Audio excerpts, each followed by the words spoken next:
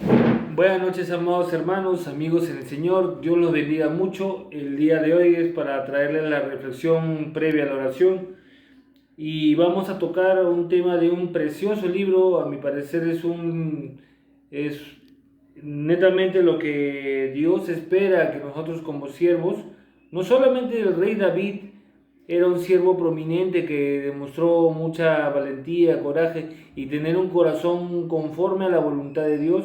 También habían otras personas que padecieron en el transcurso de los 66 libros que tiene la Biblia. El día de hoy vamos a tocar netamente el tema de Nehemías, el que era el copero. Nehemías, el copero del rey, cómo pasa de ser el copero a ser gobernador, y todos los pormenores que sufre como siervo. Eh, Tengo varios datos interesantes antes de comenzar. Antes de comenzar todo esto vamos a orar.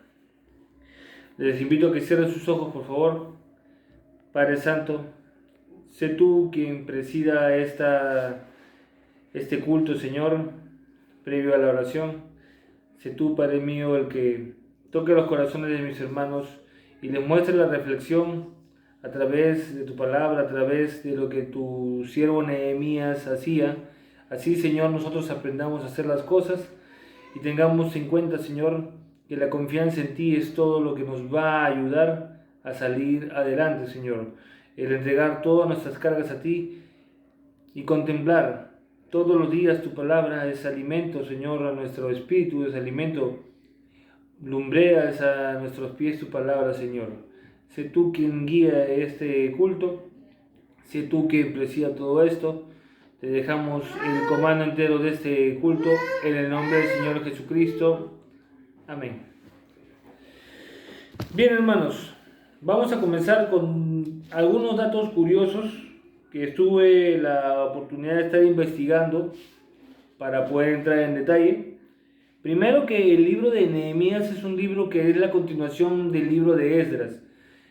Los dos libros de crónicas, Esdras y Nehemías, los cuatro libros están hechos en el mismo periodo, aproximadamente del 538 al año 425. En ese transcurso de años, todo antes de Cristo, por supuesto, en ese periodo de años es que se desarrolla este tema de los reyes, la crónica de los reyes.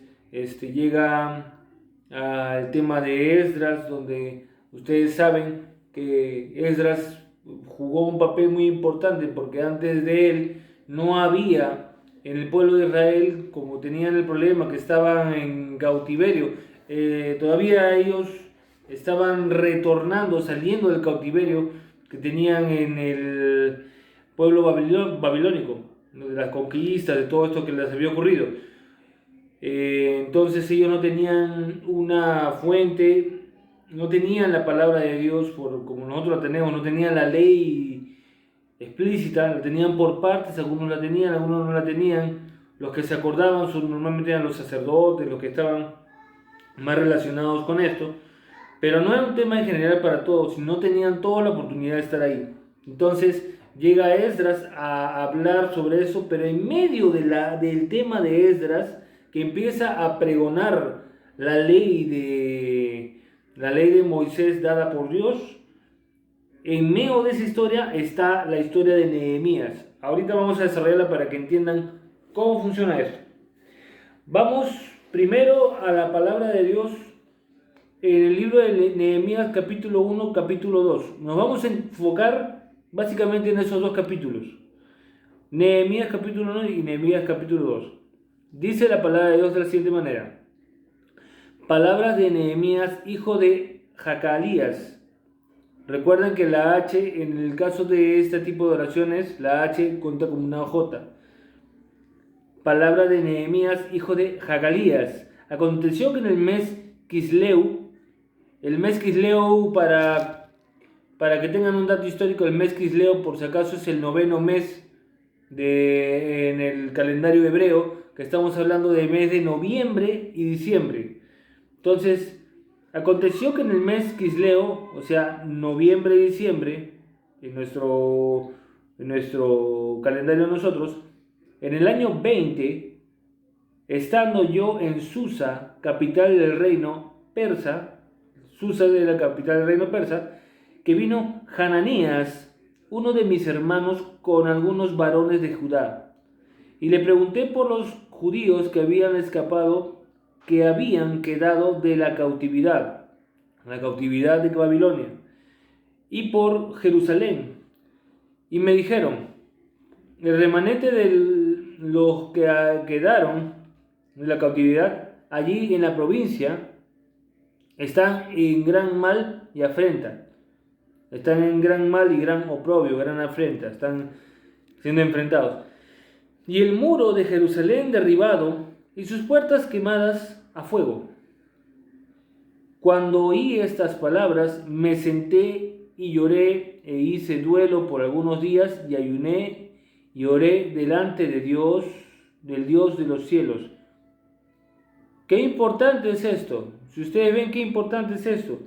El versículo 4 claramente muestra la reacción inmediata que tiene Nehemías al escucharse esta noticia terrible. O sea, todos toda su nación dispersada por todos lados, recién estaban regresando. Cuando regresan encuentran que simplemente Jerusalén es un montón de escombros. Sus muros, por lo único que podían de repente aguantar el asedio de otros pueblos que estaban en ese entonces, eran como 6 pueblos que se les iban encima casi con frecuencia, y ellos no tenían cómo aguantarle las tropas que pasaran. Entonces Nehemías dice, no, pero ¿cómo es esto? Y él en su corazón siente ese gran lamento. ¿Y qué hace? Pues se tira al suelo, se arrodilla al suelo a llorar y hace duelo por algunos días y ayuna y ora delante de Dios de los cielos. O sea, la primera reacción que hace es exactamente lo que los siervos de Dios deberían hacer todos a la vez. Cuando usted tiene un problema grave, lo primero que usted tiene que hacer es recurrir al que tiene la solución a los problemas. Este es el Señor, Dios Todopoderoso, nuestro Padre Celestial. A Él tiene que recurrir, así como Nehemías nos muestra a partir del versículo 5 en adelante. Vamos a ver. Y dijo, te ruego, oh Jehová, Dios de los cielos, fuerte, grande y temible, que guarda el pacto y la misericordia a los que le aman, y guarda sus mandamientos. Esté ahora atento tu oído y abierto tus ojos para oír la oración de tu siervo, que hago ahora delante de ti día y noche, que hago delante de ti día y noche. Él oraba de día y de noche.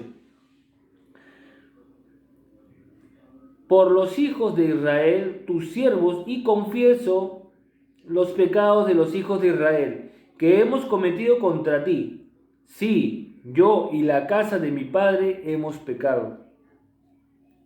Vemos la reacción de Nehemías. Él realmente se tira al suelo y le dice, Señor, ¿sabes qué? Tienes razón. Nosotros somos los responsables de lo que está pasando porque tú eres claro en tu palabra.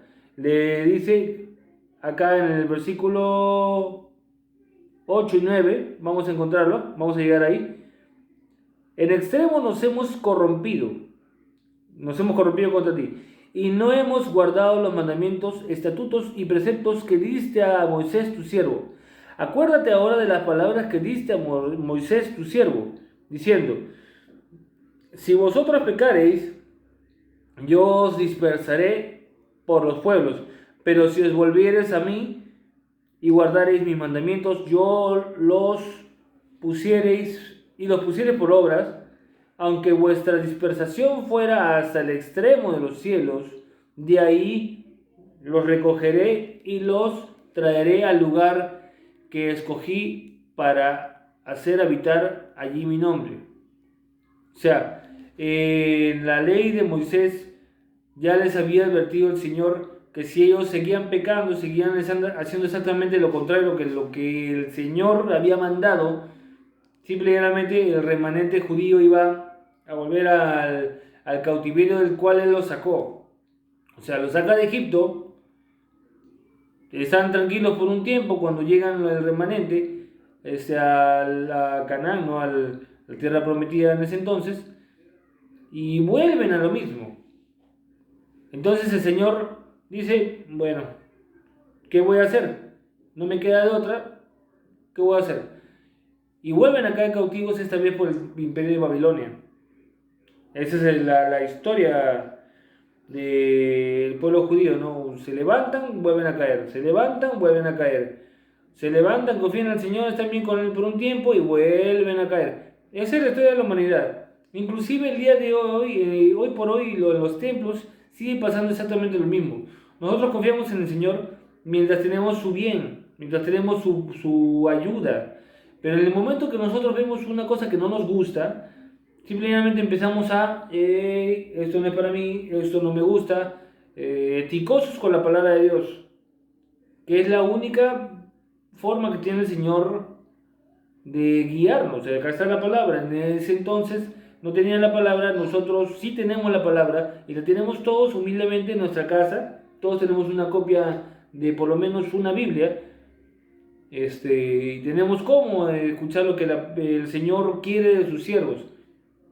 Muy aparte, claro, en oración y este don del Señor que a muchas personas les pasa, ¿no? De que el Señor muchas veces habla directamente a sus siervos, pero siempre les habla a sus siervos y curiosamente todo lo que dice siempre encaja con lo que Él mismo destinó en su palabra. Entonces, adelante de todo y yo les invito a que le den un ojo a todo el capítulo, todo el libro de Nehemías. Son 13 capítulos, los cuales lo van a llenar a usted de un conocimiento más profundo de exactamente cómo es que el servidor de Dios tiene que reaccionar.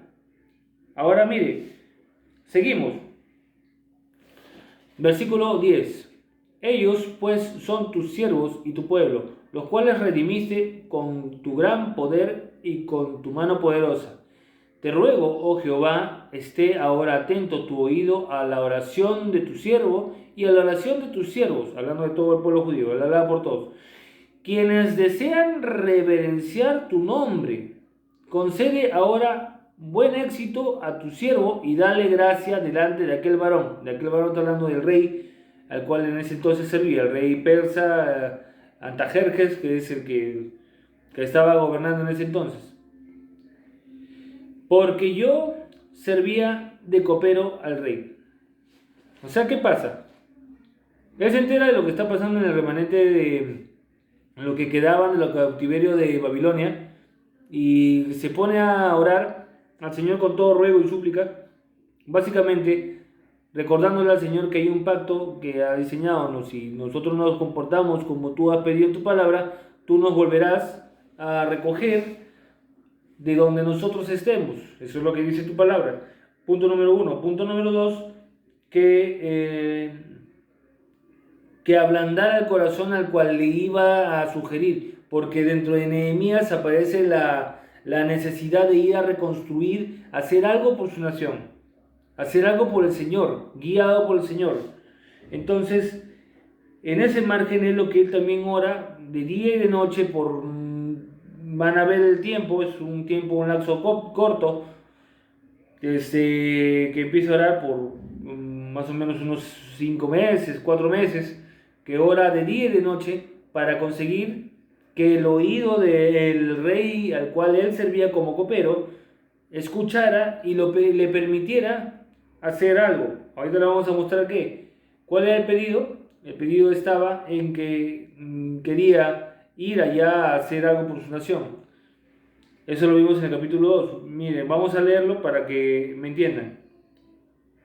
Antes de eso, el copero del rey, para cultura general, era el responsable de cuidar, no solamente era el cuidado de la copa y de servirle el vino al rey, sino era responsable de cualquier cosa que le pasara al rey por medio de esa responsabilidad.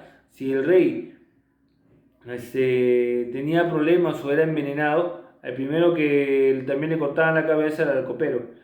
Entonces era una posición de alto grado, es un rango de oficial de alto nivel, porque acá está el rey, a su lado derecho estaba la reina y por alguno de los bordes siempre se encontraba efectivamente el copero.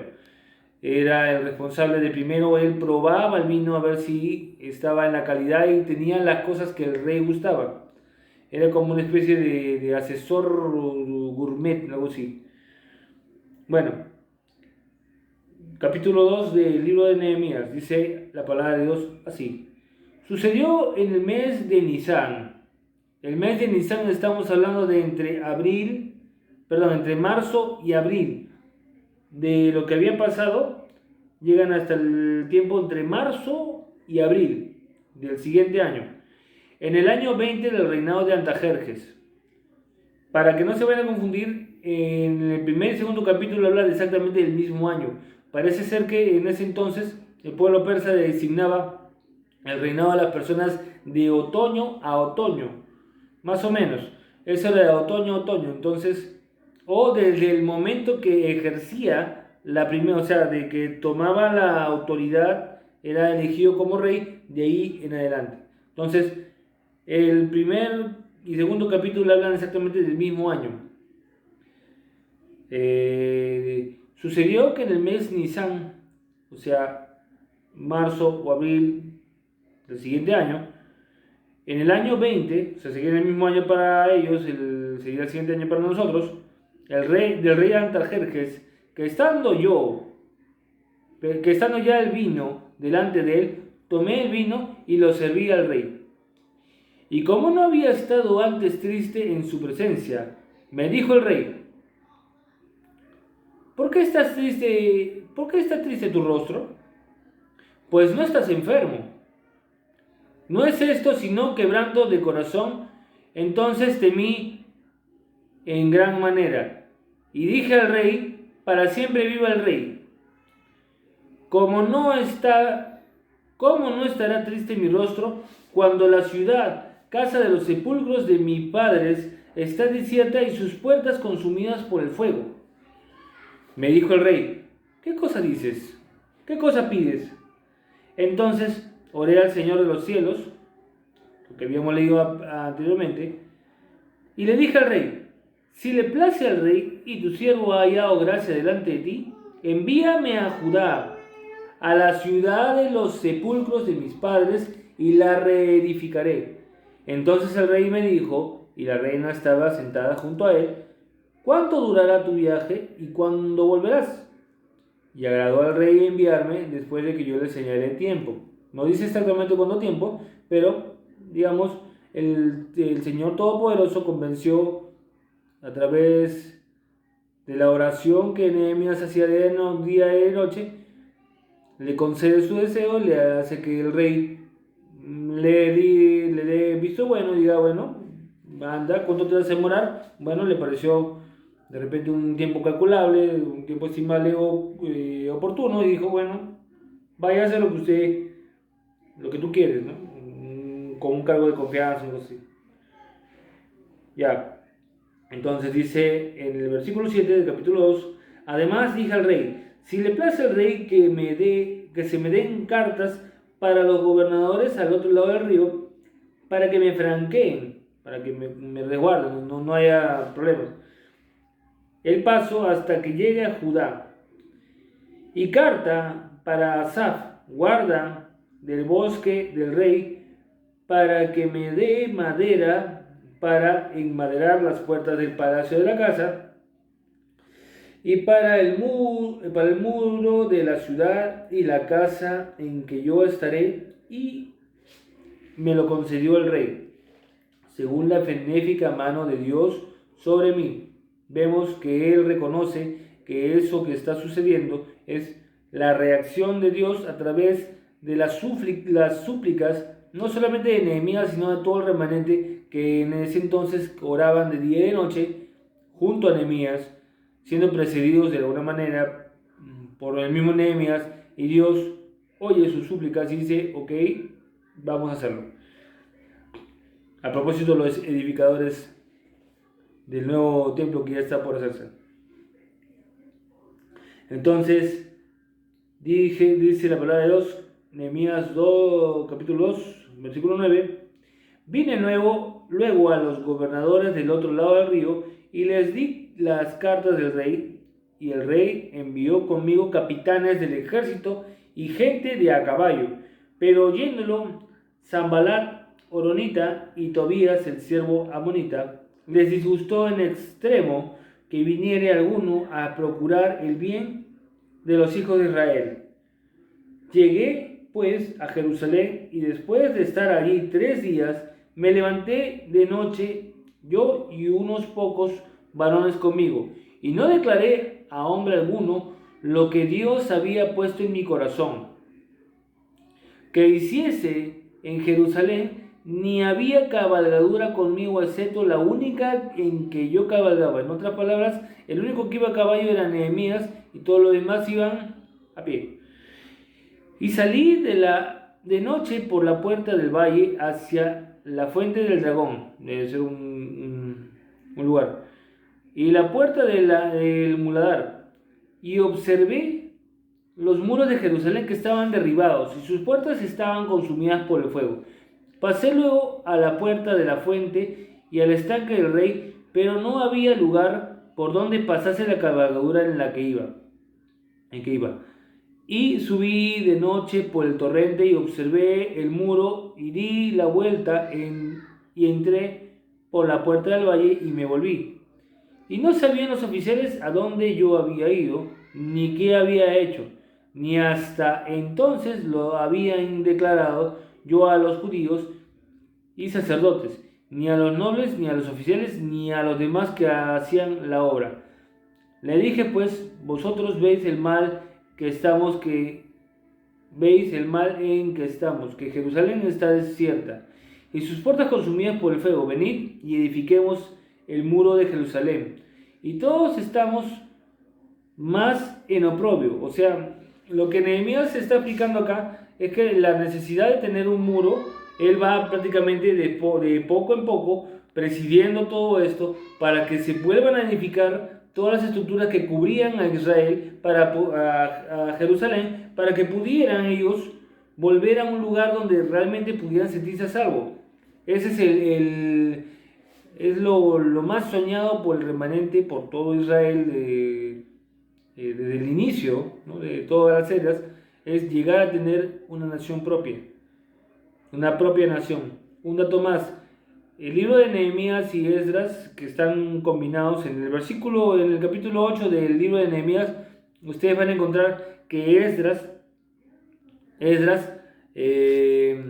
por primera vez se habla de la ley, pero también, o sea, el libro de Esdras habla de la ley y en Nehemías se vuelve a mostrar ese pasar, que no solamente es importante leerlo por conocimiento de la Biblia, todo esto, sino que este punto, el declarar la ley en la plaza central que tenía en ese momento Jerusalén, a todos los que estaban oyendo, a todos los que quedaron del remanente judío, básicamente fue lo que cambió la historia de Israel hasta la fecha.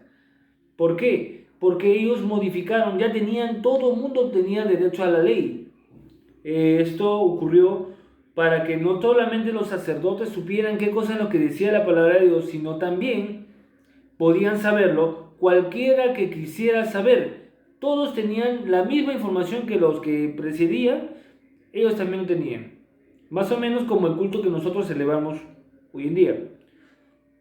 La única diferencia es que eran judíos y era una situación más precaria.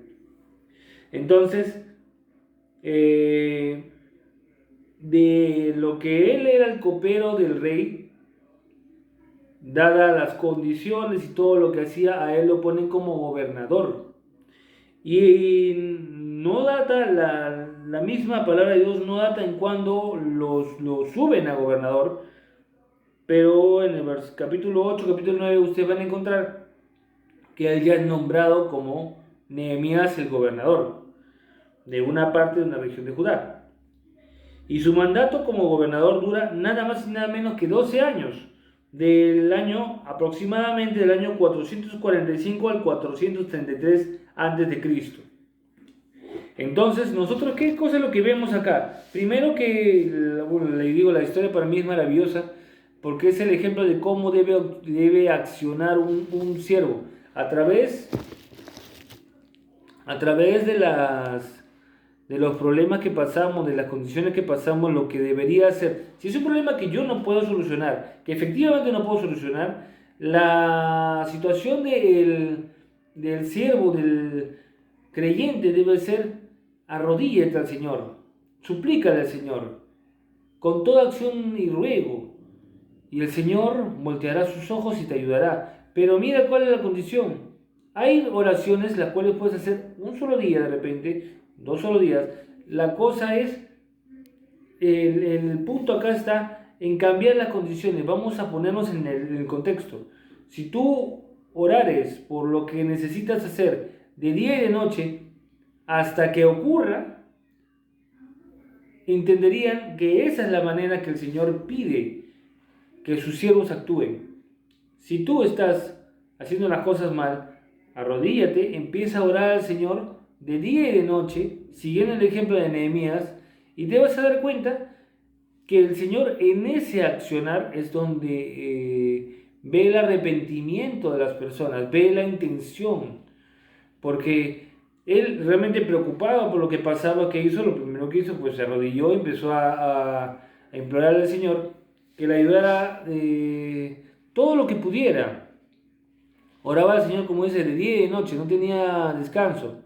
Hizo ayunos por muchos días, se mantuvo por muchos días. Entonces, este tipo de cosas son lo que yo quiero que ustedes mediten. Les invito a leer todo el libro de Nehemías para que entiendan un poco más, para que el Señor trabaje a través de eso. Yo los puntos que les doy es una historia de mucho valor, la cual valor deberíamos hacer todos nosotros. Y si el Señor pone algo en su corazón a través de una situación que pasa, no lo deje. Continúe, confíe en el Señor, así como Nehemías confió en el Señor y se pudieron levantar los muros de Israel en tan solo 52 días. Desde que Nehemías llega ahí, en ese momento que hace la cabalgadura y va y revisa todos esos pormenores, más o menos pasan como unas 2 o 3 semanas, y ya empiezan ellos inmediatamente a edificar, a reconstruir los muros. De ahí a 52 días exactamente, no llega ni a 2 meses, ya estaba reconstruido el muro de Israel, el muro de Jerusalén.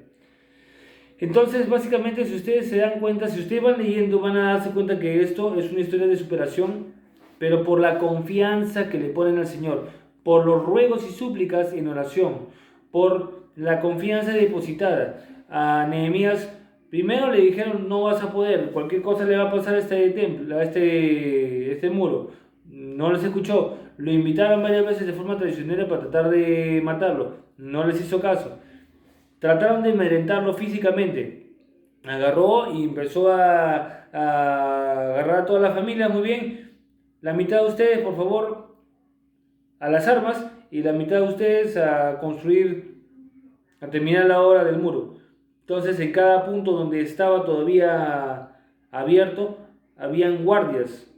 Habían guardias de los mismos que estaban construyendo. La mitad de ellos construía, la mitad de ellos guardaba con lanzas, espadas, todo preparados para aguantar cualquier ataque que viniera. Y por más que lo obligaban y lo trataban de apabullar, él nunca dejó de dudar, de confiar en el Señor. Nunca dudó en el Señor. Al contrario, él hizo exactamente lo que el Señor espera de cada uno de los creyentes. Que creamos a ciegas en el Señor, que Él solucionará las cosas y hagamos lo que el Señor pone en nuestro corazón. Espero que el tema les haya gustado, que hayan aprendido algo. Les invito a que lean, por favor, todo aquel que tenga que edificar algo para el Señor, bienvenido sea. Sea tanto un lugar, sea tanto en su vida, sea tanto en cada faceta que está. Ese es el tema de hoy, espero que les haya gustado, que los esté edificando. Por favor, no se olviden de compartir los videos, no solamente de los videos que hago en el canal de YouTube, también pasen los videos de estos para que puedan otras personas llegar a conocer al Señor a través de nosotros. Que Dios los bendiga mucho, buenas tardes.